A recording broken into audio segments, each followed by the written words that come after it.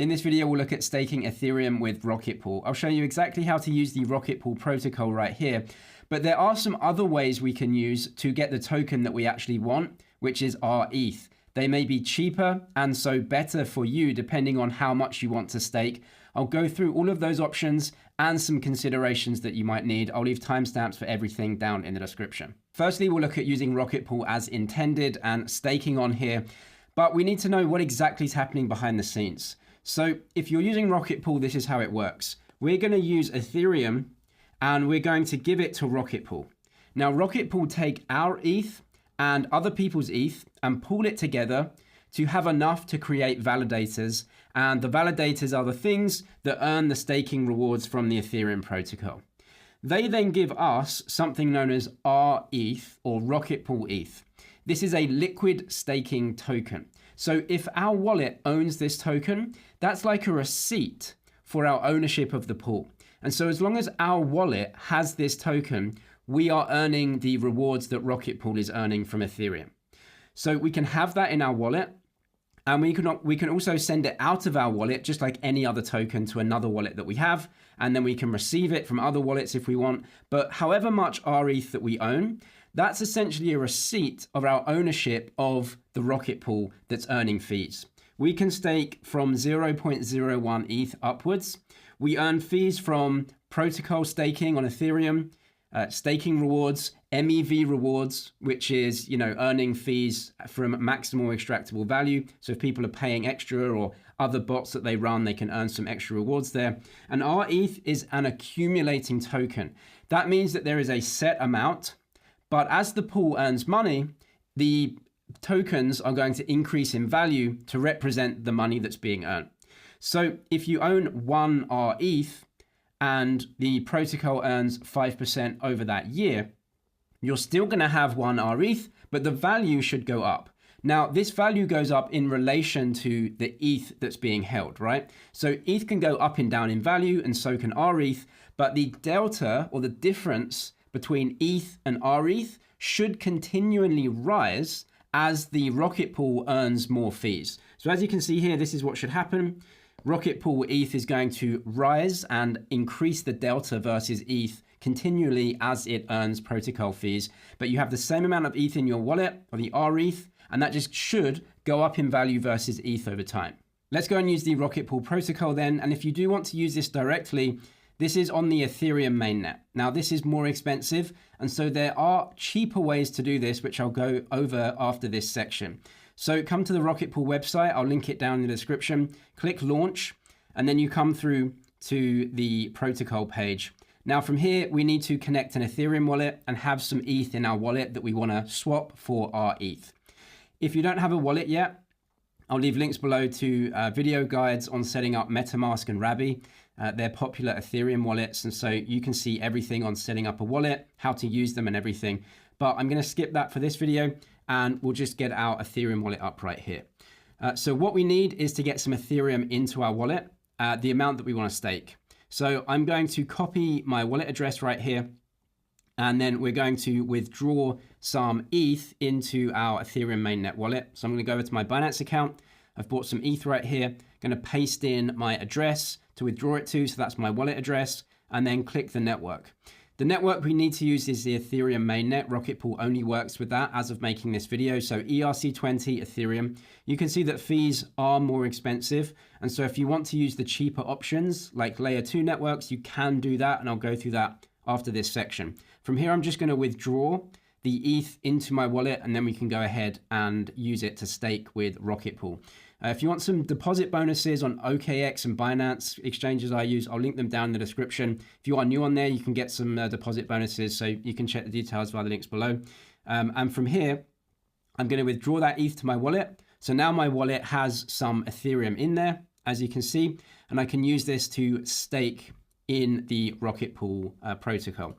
I'm going to connect my wallet. So down here, press connect, and whichever wallet that you have, you can connect that. So I'm going to connect Rabby, and it says connected right here. So up in the top right, you can see my wallet address, and the Rocketpool protocol has seen that I have an amount of ETH in here. So when using Ethereum mainnet, what we're going to do is swap the ETH into rETH. Now, if you want to trade out of the rETH or send it out or sell it out or unstake, that's going to take more ETH in the future. So always leave a little bit of ETH in your wallet to pay for gas fees. And if we press max right here, you just have to make sure that you have enough gas fees to pay for this transaction. So what we can do is have an amount of Ethereum that we want to stake.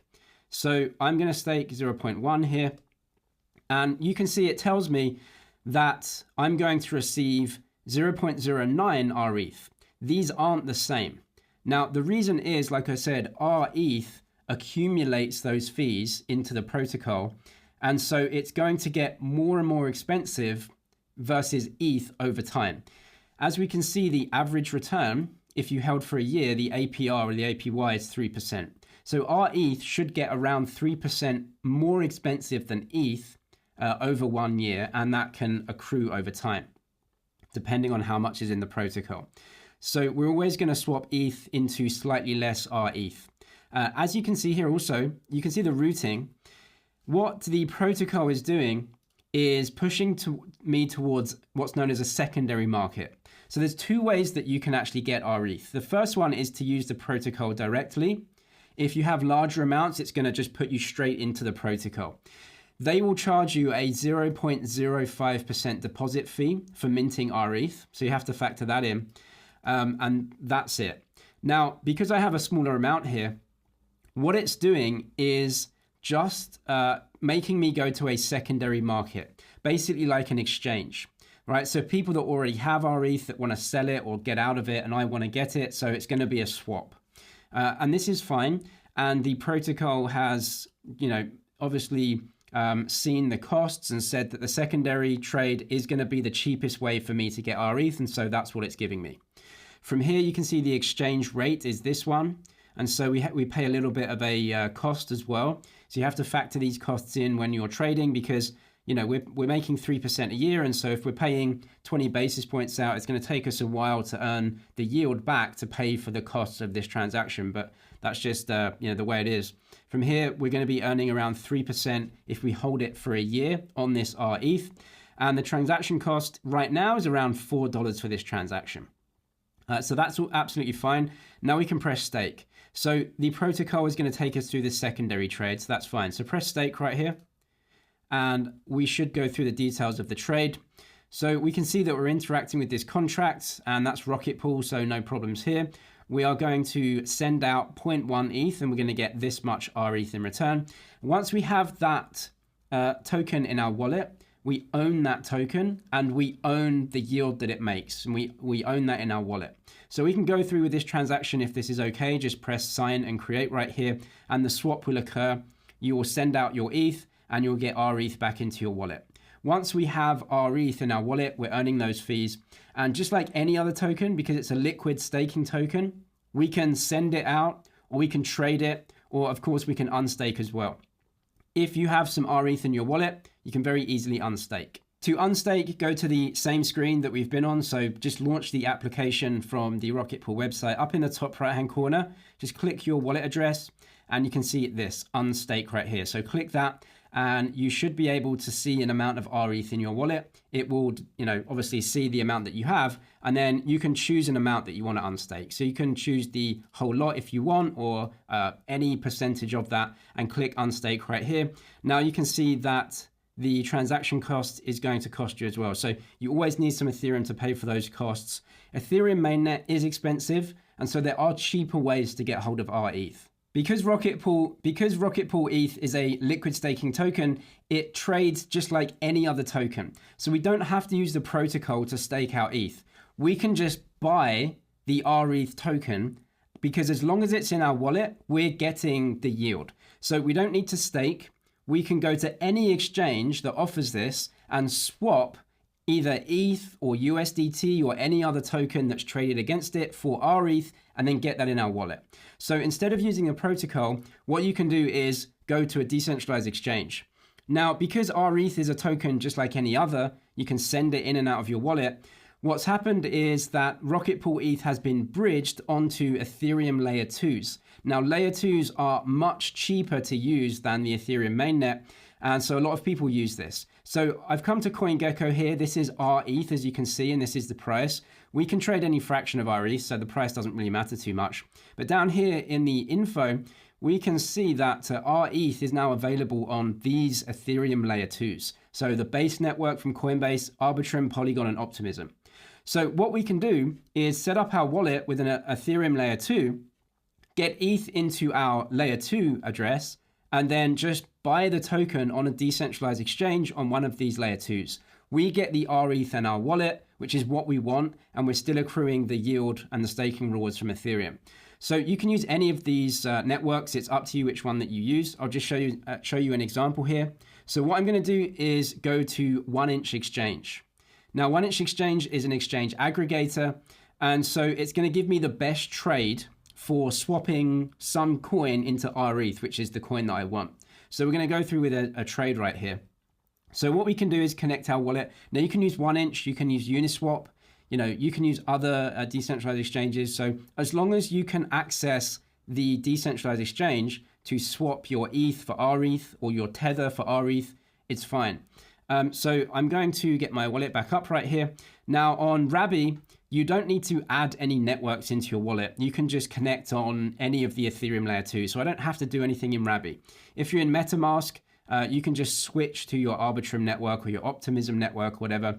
The address that you have across all of these networks is exactly the same. So you can use the same wallet with the same address. From here, I'm going to connect my Rabby to 1inch. So connect wallet, have a Rabby wallet, and it's connected. So we need to make sure that we're buying on a network that's supported. So Arbitrum, Optimism, Polygon, and Base. So for right here, Arbitrum. So I'll click that. And then we want to swap.